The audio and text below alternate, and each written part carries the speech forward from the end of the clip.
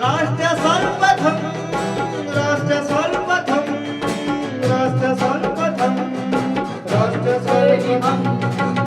हम अब बात करेंगे जो किस प्रकार से एक बार फिर व्यापारियों के ऊपर खतरे की घंटी एशिया की सबसे बड़ी टिम्बर मार्केट और फर्नीचर मार्केट में लटकने लगी है। मामला है कन्वर्जन का। वेयर हाउसिंग स्कीम के तहत एशिया की सबसे बड़ी टिम्बर और फर्नीचर मार्केट को बसाया गया। दिल्ली के कई जगहों से टिम्बर व्यापारियों को जब हटाया गया तो एक जगह कीर्ति नगर में उन्हें वेयर हाउसिंग स्कीम के तहत प्लॉट आवंटित किया गया और उन्हें मैन्युफैक्चरिंग के लिए प्रदान किया गया। कीर्ति नगर एशिया का सबसे बड़ा टिम्बर और फर्नीचर का ही मार्केट नहीं है, बल्कि बगल में मार्बल का मार्केट है और फर्नीचर मार्केट से लगा हुआ कीर्ति नगर इंडस्ट्रियल इलाका है।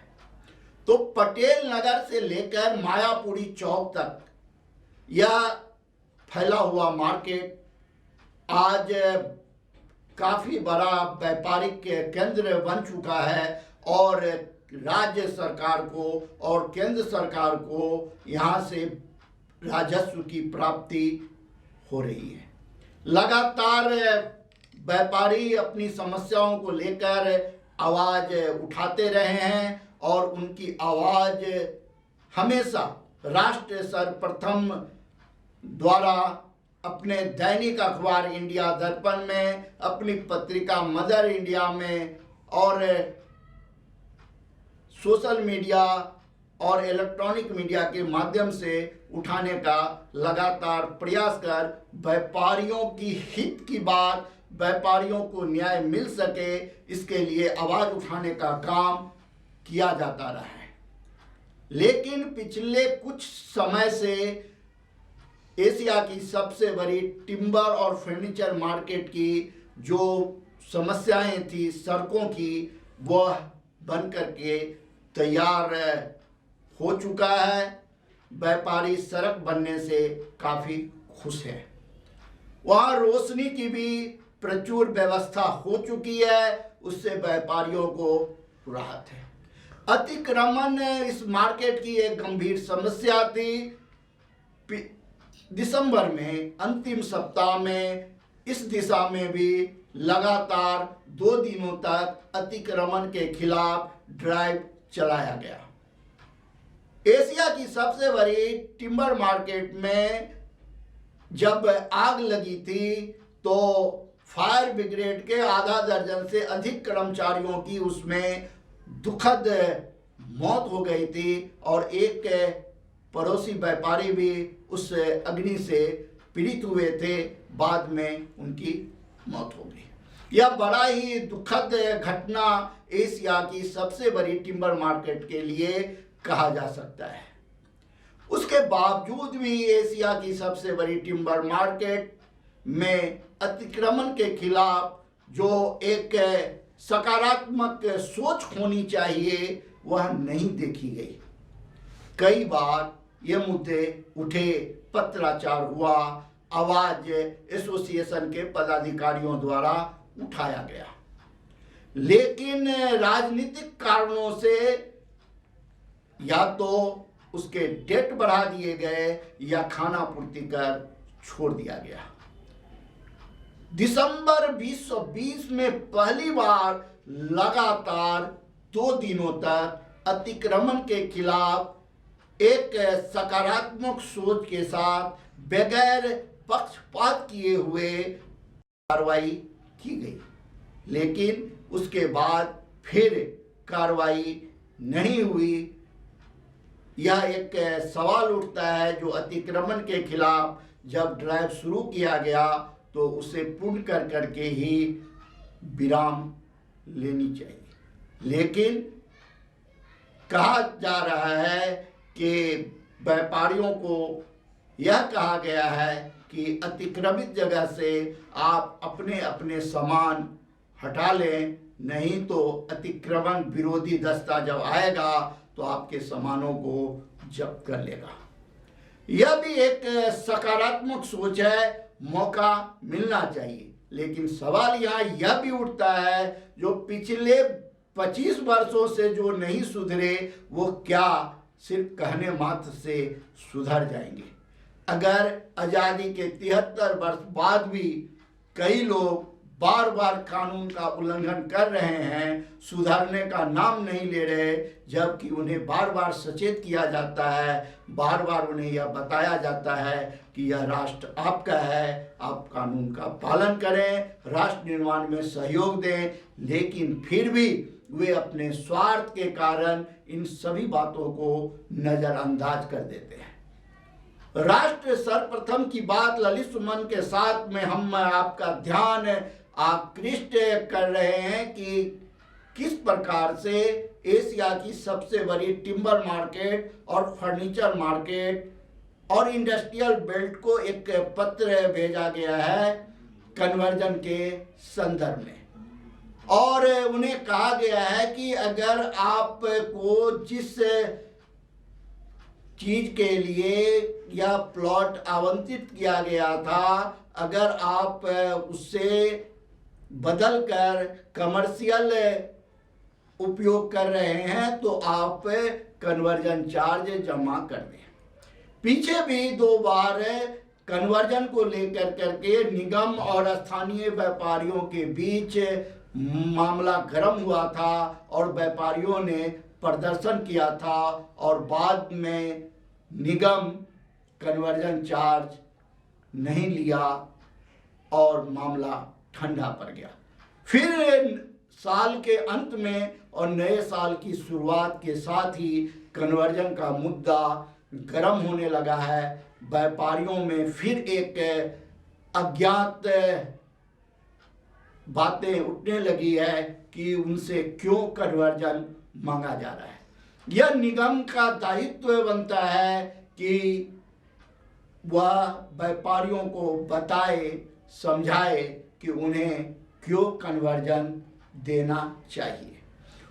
वहीं दूसरी ओर व्यापारिक संगठन जो व्यापारियों के लिए काम करती है, उसका दायित्व बनता है कि वो अधिकारियों के साथ बात करे और इस समस्या का समाधान करे, क्योंकि व्यापारिक संगठन और प्रशासनिक अधिकारी आपस में जब बैठ कर करके मामले का निष्पादन करेंगे तो आम व्यापारियों को सही जानकारी मिलेगी और उन्हें राहत भी मिलेगा। लेकिन जब व्यापारिक संगठन सिर्फ चुनाव के समय में चुनाव जीतने के बाद अपने अपने व्यापार में लग जाए और आम व्यापारियों की हित की बात न सोचे, तो आम व्यापारी का परेशान होना स्वाभाविक ही है। अब भी जब अतिक्रमण के खिलाफ टिम्बर मार्केट में कार्रवाई चल रही थी, तो एसोसिएशन का यह दायित्व बनता था कि वह मीडिया को सही जानकारी दे, जो अतिक्रमण के खिलाफ कौन कौन सी एजेंसी लगी हुई है और क्या काम कर रही है, और एसोसिएशन ने कहाँ कहाँ पत्राचार किया है और उसका असर अब देखने को मिल रहा है। लेकिन एसोसिएशन द्वारा अपनी बात मीडिया के सामने नहीं रखी गई। अब सवाल यहाँ यह उठता है कि अगर मीडिया सुनी सुनाई बात पर खबर चला दे तो कल यही एसोसिएशन कहना शुरू कर देगी मीडिया पक्षपात कर रही है। अब सवाल यह उठता है कि मीडिया को आप सच्ची बात बताएंगे नहीं, मीडिया को आप हकीकत से अवगत कराएंगे नहीं, तो मीडिया लोगों से जब पूछेगा और उसे गलत जानकारी मिल जाएगी तो वो क्या करे। इसीलिए सकारात्मक मीडिया हमेशा यह चाहता है कि आप मीडिया को हमेशा सत्य बताएं, ताकि आपकी बात सरकार तक, प्रशासन तक पहुंच सके। और प्रशासन से यह उम्मीद करता है कि जब आप इस क्षेत्र में इतना बड़ा अतिक्रमण के खिलाफ ड्राइव चलाने वाले हैं, तो शाम को आपको एक प्रेस नोट जारी कर करके मीडिया को अवगत कराना चाहिए कि इस अतिक्रमण के खिलाफ जो ड्राइव चलाया गया, इसमें अमुक अमुक विभाग के अमुक अमुक अधिकारी थे, इसमें इतने बल का उपयोग किया गया, इतने पुलिस बल का उपयोग किया गया, इतने क्रेन के उपयोग किए गए।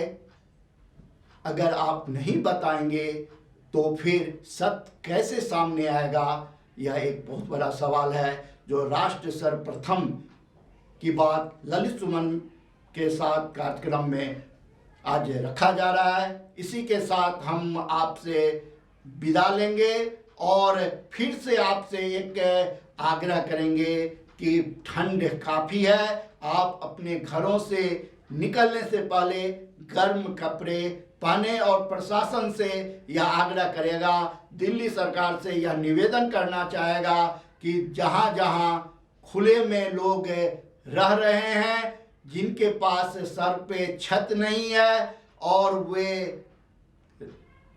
खुली आसमान के नीचे अपना जीवन यापन कर रहे हैं, उनके लिए कोई व्यवस्था करे ताकि जीवन की रक्षा हो सके। अभी समय है एक ब्रेक का, हम ब्रेक के बाद फिर आपसे मिलते हैं और ढेर सारे मुद्दे पर आज हम आपसे बात करेंगे, क्योंकि राष्ट्र सर्वप्रथम के पास जो जो मसले आज आए हैं वह काफी महत्वपूर्ण है।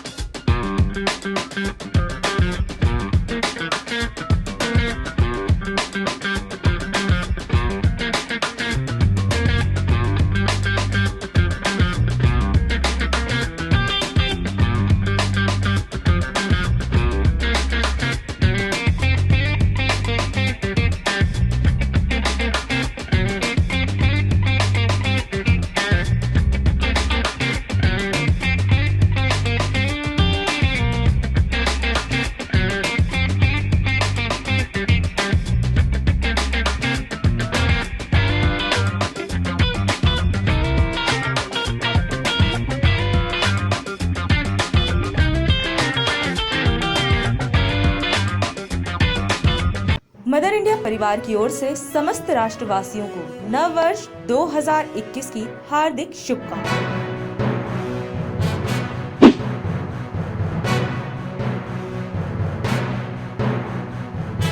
राष्ट्र सर्वप्रथम की बात ललित सुमन के साथ कार्यक्रम में ब्रेक के बाद आपका स्वागत है। राष्ट्र सर्वप्रथम के बारे में जो मोदी जी का अभियान है वो बहुत ठीक चल रहा है। इस वक्त पूरा देश जो चला रहे हैं मोदी जी, जो उनकी विचारधारा है, जो उनके प्रयास हैं, जो उनकी पॉलिसी हैं, हम उसका पूरा समर्थन करते हैं। देश में डेवलपमेंट भी हो रही है। जीएसटी के बारे में, बैंकों के बारे में, एक बार जो काम करते हैं उसमें तकलीफ तो ज़रूर आती है, पर हम वो सहेंगे और उससे आगे प्रगति मिलेगी। कोई एक दिन का आराम ना देखते हुए लॉन्ग रन का बेनिफिट है इसमें। हर चीज़ के दो पहलू होते हैं, नफ़ा भी होता है, नुकसान भी होता है, और लेकिन जिसका लाभ ज़्यादा हो, लॉन्ग रन में हो, वही पॉलिसी अच्छी होती है। राष्ट्र की विचारधारा यही है कि हमें इस वक्त जो प्रधानमंत्री भी हैं, जो सरकार है, वो बहुत बढ़िया मिली हुई है, और दिल्ली में केजरीवाल जी भी अच्छा काम कर रहे हैं पब्लिक के लिए। ऐसा कोई नहीं है, किसी प्रकार की कोई समस्या नहीं है। खासकर दिल्ली में हम उनका भी इस मामले में तारीफ करते हैं। परंतु मोदी जी पूरे देश के विषय में जो कर रहे हैं वो बहुत अच्छा है, और हम उनकी पॉलिसियों से सहमत हैं और उनके विचारों से सहमत हैं। राष्ट्र सर्वप्रथम बनने में भ्रष्टाचार कितना बाधक है, इस संदर्भ में आप बताएं। देखिएगा, बाधक तो शुरू से ही रहा है। अब जो चीज़ इतनी पुरानी हो चुकी है उसको ख़त्म करने के लिए समय तो लगेगा। धीरे धीरे वो सब दूर हो रहा है। सब चीज़ आज पटल पे एकदम से ओपन रखी हुई है। हर लोग हर चीज़ के बारे में जान रहे हैं, कहाँ क्या डेवलपमेंट हो रही है, कहाँ क्या तरक्की हो रही है, कहाँ विचार कैसे हैं, सब पब्लिक को एकदम से शीशे की तरह समझाया जा रहा है और देख रहे हैं लोग। ऐसा नहीं है कि पहले की तरह कोई बात छुपी हुई है, कोई पता ही नहीं लगती हो। सब मोदी जी से डायरेक्ट बात भी कर रहे हैं, हर महीने वो बताते हैं, अपने विचार देते हैं। उसके लिए बहुत अच्छी पॉलिसी उनकी चल रही है, परंतु समय लगेगा। भ्रष्टाचार के बारे में एकदम से तो खत्म नहीं हो सकता, कोई भी काम है समय लगता है उसमें। आज हमारी छवि भारत की पूरे विश्व में जो सुधर के आई है, आज हर देश में किसी में भी चले जाओ, हमारे लोगों का जो सम्मान बढ़ा है, मान बढ़ा है, छवि बढ़ी है, हर क्षेत्र में हमारे मजबूती आई है। आज चाइना भी हमसे घबरा रहा है। आज कोई भी कंट्री, हमारा मान सम्मान मोदी जी ने बहुत बढ़ाया है।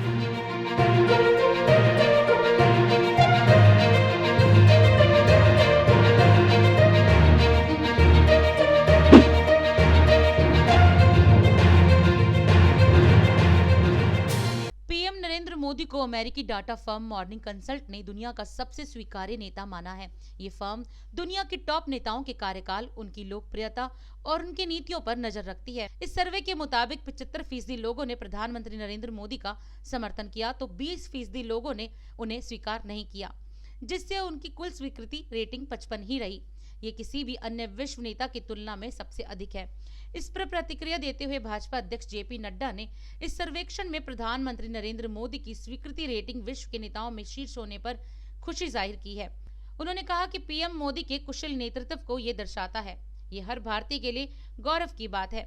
जेपी नड्डा ने ट्वीट किया कि हमारे माननीय पीएम नरेंद्र मोदी जी को अमेरिकी अनुसंधान फर्म मॉर्निंग कंसल्ट द्वारा दुनिया के नेताओं के बीच सर्वोच्च रेटिंग मिली है। जब से मोदी की अगुवाई वाली सरकार सत्ता में आई है, तब से लोगों का सरकार पर भरोसा और राष्ट्र के सही दिशा में आगे बढ़ने का विश्वास काफी बढ़ गया है। ये रेटिंग उनके सक्षम नेतृत्व और कड़ी मेहनत की गवाही है और सभी भारतीयों के लिए बड़े गर्व की बात है। तो वहीं रक्षा मंत्री राजनाथ सिंह ने भी पीएम मोदी को मिली ये रैंकिंग को हर भारतीय के लिए गर्व का विषय बताते हुए कहा कि पीएम मोदी की लोकप्रियता और उनकी साख को दुनिया में पहचान मिली है और अमेरिकी डाटा फर्म मॉर्निंग कंसल्ट ने दुनिया के नेताओं में उनकी लोकप्रियता को सबसे ज्यादा आंका है।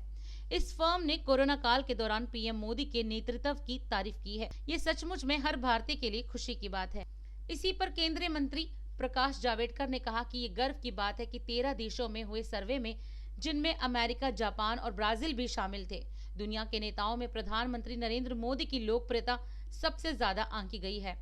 तो वहीं यूपी के मुख्यमंत्री योगी आदित्यनाथ ने भी पीएम मोदी की इस रैंकिंग के लिए यूपी के लोगों को बधाई दी है। सीएम योगी ने कहा कि दुनिया की प्रतिष्ठित फर्म के सर्वे में प्रधानमंत्री नरेंद्र मोदी को वैश्विक स्तर पर सर्वाधिक लोकप्रिय राजनेता चुने जाने पर प्रदेशवासियों की ओर से हार्दिक बधाई है। सीएम योगी ने कहा कि पीएम मोदी ने कोरोना महामारी के दौरान जिस नेतृत्व का परिचय दिया है वो अभूतपूर्व है। आपको बता दें कि सर्वेक्षण के मुताबिक जर्मनी की चांसलर एंजेला मार्केल की स्वीकृति रेटिंग 24% रही, जबकि ब्रिटेन के प्रधानमंत्री बोरिस जॉनसन की स्वीकृति रेटिंग नकारात्मक रही है, अर्थात उनका समर्थन करने वालों के मुकाबले विरोध करने वालों की संख्या ज्यादा थी। नववर्ष की क्या शानदार शुरुआत की है नई दिल्ली सांसद मीनाक्षी लेखी जी ने। 1 जनवरी नववर्ष पर जनता तक सरकारी योजनाएं पहुंचे, उसके लिए 3 CSC सेंटर का उद्घाटन किया। तो 2 जनवरी को 3 ओपन जिम, STP प्लांट और लाइटों का उद्घाटन किया। तो वहीं आज 3 जनवरी को भी 3 ओपन जिम का उद्घाटन कर रही हैं सांसद मीनाक्षी लेखी जी। मदर इंडिया परिवार की ओर से समस्त राष्ट्रवासियों को नव वर्ष 2021 की हार्दिक शुभकामनाएं।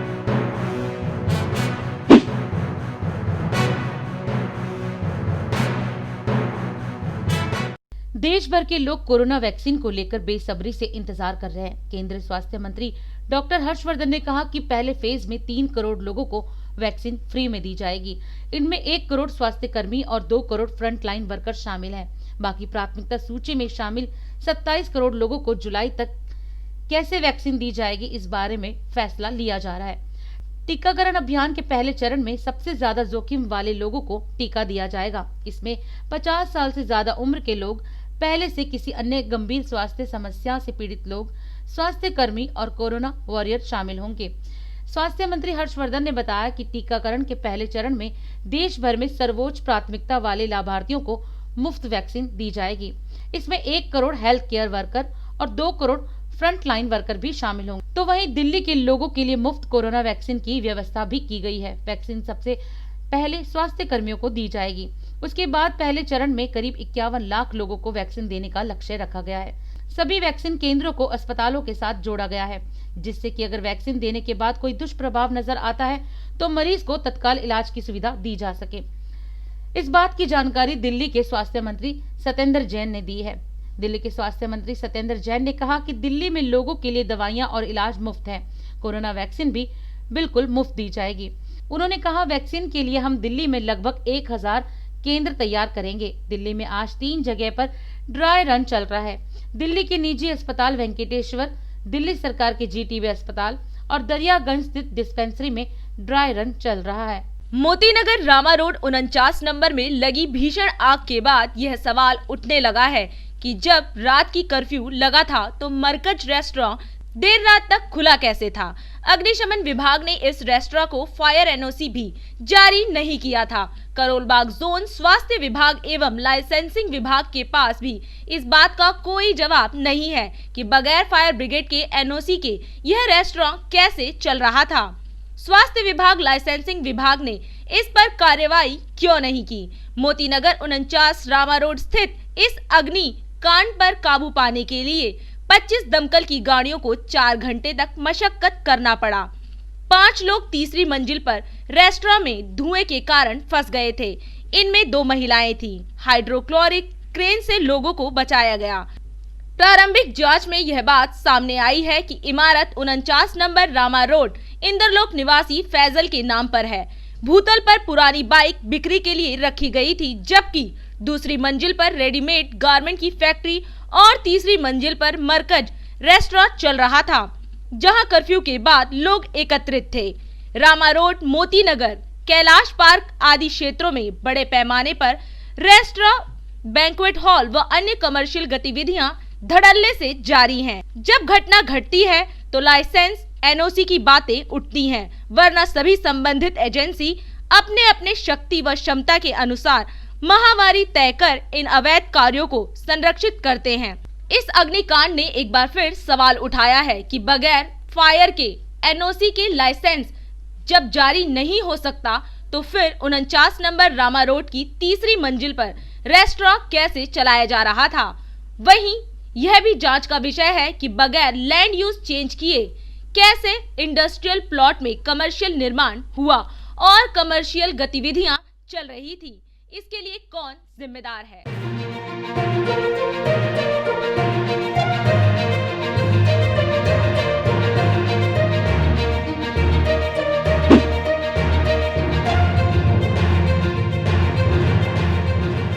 भारतीय जनता पार्टी प्रदेश अध्यक्ष आदेश गुप्ता के नेतृत्व में भाजपा कार्यकर्ताओं ने 13,750 बूथों पर बरसात व ठंड के बाद भी प्रदर्शन किया। भाजपा प्रदेश अध्यक्ष ने दावा किया है कि दिल्ली सरकार तीनों नगर निगमों को 13,000 करोड़ रुपए नहीं दे रही है, जिसके कारण विकास के कार्य जहां बाधित हो रहे हैं तो वहीं कर्मचारियों को भी वेतन नहीं मिल पा रहा है। देखिए, आज पूरी दिल्ली में पार्टी के कार्यकर्ताओं ने अपने घर के बाहर खड़े होकर मुख्यमंत्री जी जो दिल्ली सरकार 13,000 करोड़ रुपया निगम का जारी नहीं कर रही है, वो निगम का पैसा है, वो दिल्ली की जनता का पैसा है, वो सफाई कर्मियों का पैसा है, वो कोरोना वॉरियर्स डॉक्टर और नर्सेस का पैसा है, वो टीचर्स का पैसा है। जो सैलरी के लिए पैसा देना था वो दिल्ली सरकार पैसा नहीं दे रही है, जिससे सफाई कर्मियों का परिवार चलने में दिक्कत आ रही है, टीचर्स के परिवार चलने में दिक्कत आ रही है। और आज हम दिल्ली की जनता के लिए, निगम के कर्मियों के लिए हम प्रोटेस्ट कर रहे हैं। दिल्ली के मुख्यमंत्री से मांग कर रहे हैं कि आप निगम का 13,000 करोड़ रुपया वापस करें। ये आपको अधिकार नहीं है पैसा डकारने का, जो आपकी नीयत खराब हो गई है और आप वो पैसा देना नहीं चाहते। और हमारा ये आंदोलन पिछले 1 महीने से लगातार चालू है और आगे भी हम जनता को बीच में ले जाएंगे इस आंदोलन को, जनता को बताएंगे कि दिल्ली के मुख्यमंत्री अपनी राजनीति की खातिर दिल्ली के लोगों को भूल गए हैं और वो अपना सारा जो दिल्ली सरकार का पैसा है, लोगों ने जो टैक्स के रूप में उनको दिया है, उस पैसे का बेजा इस्तेमाल, गलत इस्तेमाल वो दूसरे कामों में कर रहे हैं, अपनी पार्टी को बढ़ाने के लिए कर रहे हैं। देखिए, जो जांच कमेटी की बात हो या कोर्ट में जाने की बात हो वो भी करेंगे, लेकिन हम दिल्ली की जनता की कोर्ट में, अदालत में आए हैं और ये बताने के लिए कि दिल्ली की जनता जिन्होंने मुख्यमंत्री जी को सिर आंखों पर बिठाकर उनको गद्दी सौंपी है, वो इसलिए नहीं सौंपी है कि वो अपने चौक चौराहों पर अपने प्रचार के विज्ञापन करें, वो इसलिए सौंपी है कि वो दिल्ली की जनता का हाल चाल सही करे। जो हमारे सफाई कर्मी हैं, डॉक्टर्स हैं और जो बेचारे 4-4 महीने से जिनको सैलरी नहीं मिली, उनको सैलरी रिलीज़ करें, क्योंकि दिल्ली की जनता ने टैक्स के रूप में आपको पैसा दिया है, आपको प्रचार, अपने प्रचार प्रसार के लिए या बेजा इस्तेमाल के लिए नहीं दिया है। दिल्ली में घर के बाहर निकलकर दिल्ली सरकार ने 13,000 करोड़ रुपया जो निगम का पैसा देना है, वो पैसा वापस करने के लिए, जारी करने के लिए, मांग करने के लिए आज हमारे कार्यकर्ता सड़कों पर हैं, घरों के बाहर हैं। दिल्ली के निगम के सफाई कर्मी हैं और शिक्षक हैं, डॉक्टर्स हैं, कोरोना वॉरियर्स हैं, जिन्होंने कोरोना में दिल्ली को बचाने का काम किया है। और ये सफाई कर्मियों ने आज दिल्ली सरकार निगम के साथ सौतेला व्यवहार कर रही है और पैसा जारी नहीं कर रही है। इसी को लेकर हमारा ये आंदोलन जारी है और निगम का पैसा दिल्ली सरकार को देना पड़ेगा। ये दिल्ली की जनता का पैसा है, दिल्ली की जनता के टैक्स का पैसा है, ये दिल्ली सरकार डकार नहीं सकती। भाजपा प्रवक्ता वीरेंद्र बब्बर ने सी ब्लॉक कीर्ति नगर में अपने निवास स्थान के सामने प्रदर्शन किया और क्या कहा, आप खुद सुने। आज पूरी दिल्ली के अंदर भारतीय जनता पार्टी के 3 लाख कार्यकर्ता अपने अपने पोलिंग स्टेशन पर 13,700 पोलिंग स्टेशन के ऊपर भारतीय जनता पार्टी के कार्यकर्ता निगमों का 13,000 करोड़ रुपया केजरीवाल सरकार से मांगने के लिए अपने घरों के बाहर दिल्ली की जनता के हितों की लड़ाई लड़ रहे हैं। केजरीवाल साहब दिल्ली के 13,000 करोड़ कब देंगे, ये पूछने के लिए आज दिल्ली की जनता आपके सामने आई है। पूरी दिल्ली के अंदर आज 50 लाख लोगों से भारतीय जनता पार्टी के कार्यकर्ता संपर्क कर रहे हैं, उन तक पहुंच रहे हैं और जो निगमों का पैसा केजरीवाल साहब दिल्ली की सरकार के मुख्यमंत्री को देना था, अभी तक आपने नहीं दिया। 13,000 करोड़ रुपया दिल्ली के विकास के लिए खर्च होना है, 13,000 करोड़ रुपया दिल्ली की सड़कें बनाने के काम आएगा, 13,000 करोड़ रुपए से सफाई कर्मचारियों को पेंशन मिलेगी, उनकी तनख्वाह मिलेगी, 13,000 इस करोड़ रुपए से डॉक्टर्स को तनख्वाह मिलेगी, नर्सेज को तनख्वाह मिलेगी, मालियों को तनख्वाह मिलेगी, दिल्ली का विकास होगा। आपके पास, आपके बीच में भारतीय जनता पार्टी के कार्यकर्ता निगमों का 13,000 करोड़ रुपया मांगने के लिए आए हैं। आपसे पूछ रहे हैं 13,000 करोड़ रुपया आप कब देंगे? आदेश जी संघर्ष करो, हम तुम्हारे साथ हैं। आदेश जी संघर्ष करो, हम तुम्हारे साथ हैं। केजरीवाल केजरीवाल मत रोको, मत रोको, मत रोको। मुख्यमंत्री जी दिल्ली का विकास मत रोको, मत रोको, मत रोको। मुख्यमंत्री जी दिल्ली का विकास मत रोको। दिल्ली के उत्तर भारत में कड़ाके की ठंड पड़ रही है। इतना ही नहीं, पिछले 3 दिन से दिल्ली में इस तरह बारिश की झड़ी लगी है जैसे सावन का महीना हो। लोग घरों से बाहर नहीं निकल पा रहे हैं। जिन लोगों को घर से निकलना जरूरी है, सिर्फ वही लोग बाहर निकल रहे हैं। ऐसे में जिन लोगों का घर ही सड़कों और पटरियों पर है, उनका जनजीवन बहुत ही मुश्किल हो रहा है। अभी मैं बुडपुर हनुमान जी मंदिर के पास हूँ। ये देखिए हनुमान जी मंदिर दिख रहा है, लेकिन पूरी तरह से ठंड का नज़ारा है यहाँ पे। हालांकि आज रविवार का दिन है, सड़क पे कोई खासी भीड़ नहीं है, छुट्टी का दिन है। इसका पाती ठंड में भी जिनको बहुत ज़रूरी है वो घर से निकल रहे हैं, अपना अपना काम कर रहे हैं। वैसे भी जीटी गन्ना रोड बहुत ही अति महत्वपूर्ण रोड है। अब यहाँ निर्माण भी चल रहा है, 8 लेन की सड़क बन रही है NHAI के द्वारा। नितिन गडकरी लगातार नजर बनाए हुए इस सड़क पे। हालांकि कई लाल बत्तियां निर्माण के दौरान खत्म हो चुकी है, 1 वे है। डायरेक्ट आप जब नगली पूना से चलेंगे आपको खामपुर में ही रेड लाइट मिलेगी, वरना नीचे रॉन्ग साइड से भी जाना पड़ता है। तो थोड़ा आइए जीटी गन्ना रोड में संभल के और ठंड का मजा लीजिए। राष्ट्र सर्वप्रथम